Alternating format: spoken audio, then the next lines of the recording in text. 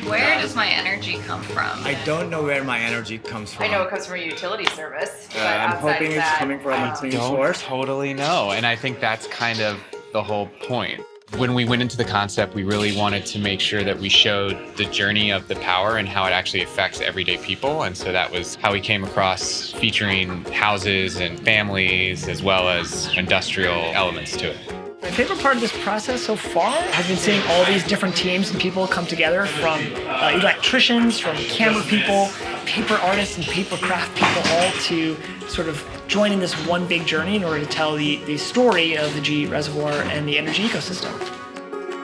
We were approached with this video project that was done in a very sort of lo-fi analog way by using paper, the most primitive material that we work with.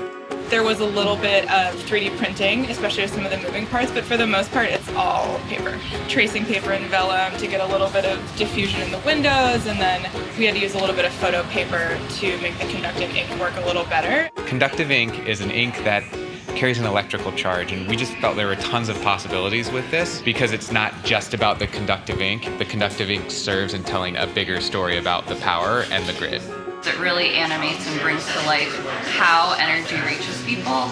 The source of energy comes in, you get to have a place to store it, so things like the reservoir are trying to meet those demands. GE's role in all this technology with the power grid is that they're creating elements that create power and also store power and then also distribute power.